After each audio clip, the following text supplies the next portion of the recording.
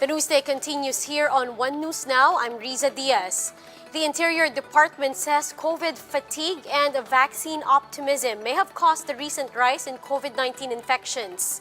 Speaking to 1PH Ride Radio, Interior Undersecretary Jonathan Malaya said Filipinos may have been too lax in following health protocols.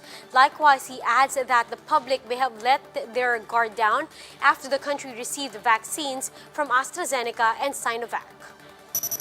Dumating na yung more than 1 million vaccines, partly from Sinovac, partly from AstraZeneca. So, nagkaroon ng vaccine optimism. Patapos na yung pandemya, pwede na kaming gumalaw. So, all of this contributed to this surge na sana makontrol na natin, and we're hoping na yung mga measures na in-implement natin starting yesterday makaka-contribute sa pagbaba ng mga kaso. The agency is also looking into expanding curfew protocols, citing that many did not follow the curfew imposed in Metro Manila. Actually, nung nag-impose na kami ng curfew, binatikos pa ang DILG. Bakit daw kami nag-impose ng curfew? Ang galaw naman ng tao nasa sa araw, no? Bakit sa gabi? Bakit sa gabi, no? Nako, Jay, mag-ikot-ikot ka sa gabi, ang dami nagkalat. Nasa birha. Dami pakalat-kalat. Nako. Diba? So, we cannot close our eyes to that, no? And pangalawa, correct. When we called for a curfew, nabulabog yung tao. Nako, may curfew na naman. No? So, kumbaga, it had an effect on the mental mental awareness ng tao na, seryoso may curfew scare na ba tayo? Oo. Ayaw na natin magkaroon ng curfew. Oo. So, ang daming ang lumabag, no? In the first few days, ayaw pang mag-cooperate. No? So, sa tingin namin, this is an important program, itong curfew ito. The Health Department advises the public to always wear masks, even in the confines of their own homes. In an advisory release yesterday, the Health Department laid down new health protocols without recommending an actual lockdown. This advisory is the government's first policy response after the Philippines recorded the highest COVID-19 single-day tally since the pandemic started. The Health Department urged the public to stay at home and suspend non-essential travels to reduce contact rate with other people. Now, the public is also advised to wear masks at all times and all settings, even if they are at home, as long as other members of their household are present. The DOH also prompted the public to ensure adequate air circulation by opening windows or using fans. All individuals with COVID-19 symptoms are directed immediately to coordinate with their barangays for proper management or call the following hotlines flash at your screens. Lastly, due to overcapacity in some hospitals, people with mild symptoms are urged to go to isolation facilities so that hospital beds will be available to those who need it most. Around 220 Chinese fishing vessels believed to be manned by Chinese maritime personnel were sighted moored at the Julian Felipe Reef in the West Philippine Sea earlier this month. That's according to a report by the Philippine Coast Guard received by the National Task Force for the West Philippine Sea. The report says that despite the clear weather at the time, the Chinese vessel moored at the reef showed no actual fishing activities and had their full white lights turned on during nighttime. The government vows to monitor the situation closely to protect Philippine sovereignty in our country's maritime domain. To help shed light on this issue, we have with us on the line UP Institute for Maritime Affairs and Law of the Sea, Professor J. Batong Bakal. Sir, good afternoon. Hello, good afternoon, and to all our televiewers, good afternoon, sir. Professor, can you explain to our viewers what the Julian Felipe Reef is and where it is located? Julian Felipe Reef is part of what is known as the Union Bank. It is a large atoll, and within that atoll, there are several features. Now, two of those features are currently occupied by the Chinese. That's the one on Nakenan Reef and Gavin Reef. Professor, what do you think prompted China to send these ships and what are their purpose? Well, these ships appear to be there well, for one thing, no, it appears to be part of a deployment that has become regular. Around the same time last year, there were also ships sighted in the same area. Okay, so this could be connected with the fact that the other feature there, Johnson South Reef, sorry, not Gavin Reef, Johnson South Reef, which is part of that same Union Banks, that was taken over by the Chinese from the Vietnamese during a battle that occurred in March 13 to 14, 1988. So one possible reason is that they are there to sort of celebrate that event. The other possible reason is that this is a deployment that is part of their increasing presence in the South China Sea. And it might also be meant as a signal to the Philippines in a way, no, because of the way that they are lined up there very visibly and within sight of the Philippine units that are operating there. So there's no conclusion yet on what their purpose is, but or should we be alarmed because of this, Professor? Well, it is, of course, an issue of concern because it is such a huge mobilization, no? And their presence there in such large numbers clearly is meant to be seen. So there is a signal being given here. What that signal is, we're not yet sure. There are, of course, various speculations that they're there in preparation for something. No? Like I said, it could be as simple as a celebration on the part of the Chinese to commemorate that battle, but it could also be a signal that they may do something else, such as occupy the reef, maybe. We're not sure. No, that is pure speculation at this point.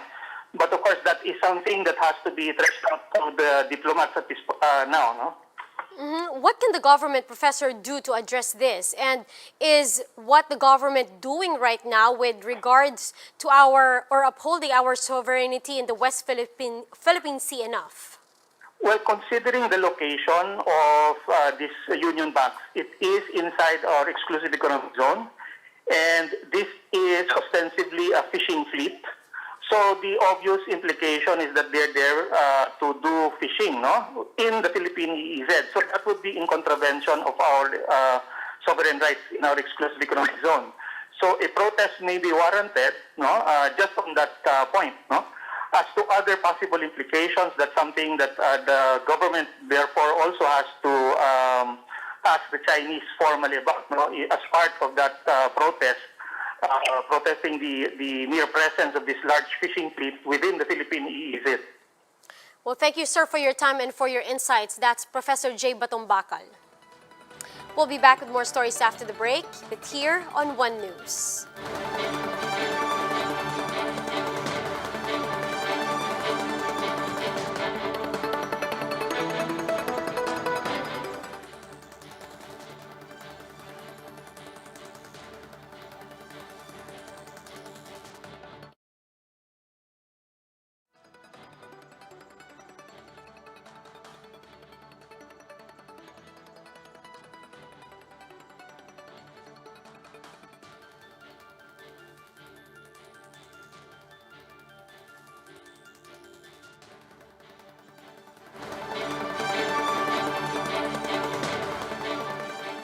You're still watching One News Now. I'm Riza Diaz. The Philippines appears to be following a global trend as worldwide COVID-19 cases increase for the third consecutive week. This marks a continued reversal of the downtrend observed in the first months of the year. Brazil reported the highest increase in cases last week, with their total caseload reaching 11.9 million. That's followed by the United States, France, Italy, and India. Some countries also reported notable jumps in new cases, including Bangladesh with a 67% increase, Peru with 58%, and Philippines with 51%. Now here are other stories from around the world. International spectators will be barred from this year's Tokyo Olympics due to the impact of the pandemic. Organizers said the pandemic remains challenging worldwide, especially with the emergence of more infectious variants. The Tokyo 2020 Olympic Organizing Committee said they will refund tickets purchased by overseas residents for the Summer Games. Over in France, nearly a third of the French population entered a month-long lockdown yesterday. Reuters reports that new measures were announced after a surge in COVID-19 cases. Around 90,000 non-essential shops were closed off, including clothes, furniture, and beauty shops. But shops selling flowers and chocolates are allowed to remain open for Easter, which led to some criticism. The French government also gave two conflicting orders. The finance minister said the people may leave their homes provided they stay within a 30-kilometer radius, while Prime Minister Jean Castex says it should be within 10 kilometers. This left people confused and concerned, and a large number of Parisians left the city before said lockdown could take effect. Demonstrators gathered outside the Georgia state capitol in the wake of the Atlanta area shooting, where a white man shot and killed 8 people, 6 of them Asian American women. The killings took place in a year full of anti-Asian violence in the United States, as Asians were supposedly blamed for the spread of COVID-19, which was first identified in Wuhan, China.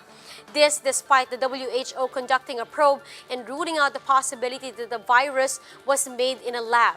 The crowds carried signs with slogans including "We are not the virus" and "Stop Asian Hate."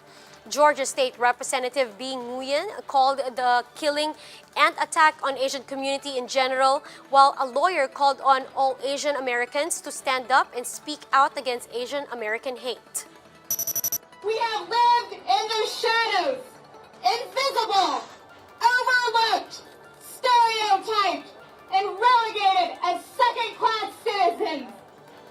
And now, in the wake of a violent and brutal shooting, white America is still trying to deny our humanity and existence.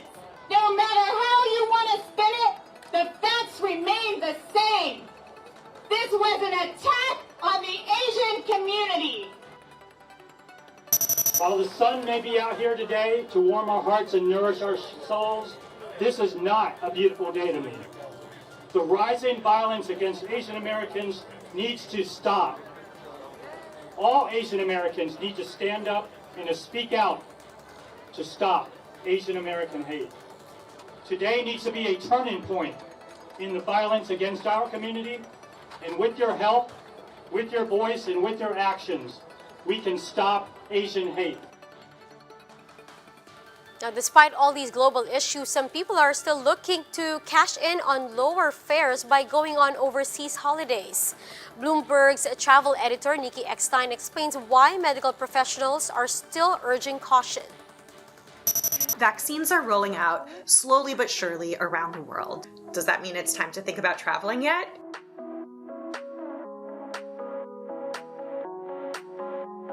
According to the most recent data from the World Travel and Tourism Council, published in early November 2020, the restrictions on travel caused by the coronavirus pandemic were projected to take $4.7 trillion out of the global gross domestic product in 2020 alone. Getting back on the road is imperative for economic recovery, but medical professionals still urge caution. Among their warnings, vaccines are not 100% effective. It takes weeks to build up immunity after the second shot. Little is known about the ability to transmit COVID-19 even after immunization, and herd immunity will be a long way off. Their consensus is that risks will remain until the vast majority of people are vaccinated. But freedom of movement can safely increase, allowing for at least certain types of trips among individuals with protection against the virus. That's good news, but yes, you will still need to wear a mask.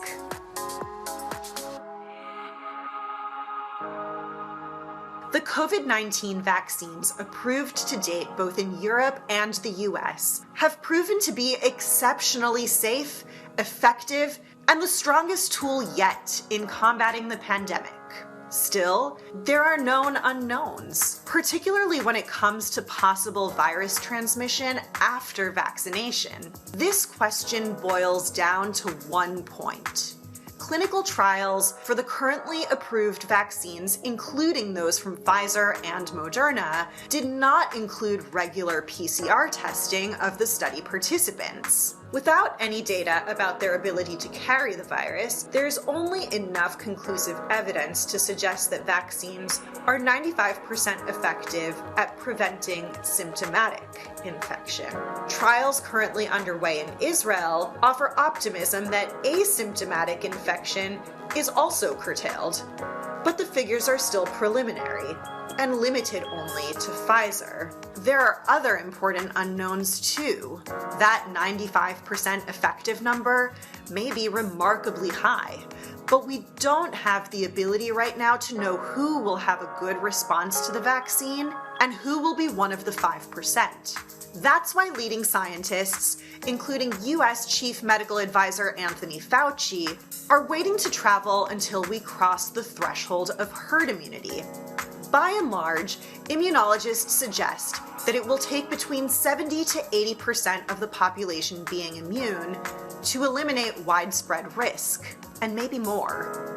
In a best-case scenario where everything goes right, herd immunity could be achieved in the US sometime this summer, with President Biden suggesting that there will be enough supply to vaccinate all American adults by May. But the feat still seems highly unlikely. The evolving definition of safe travel.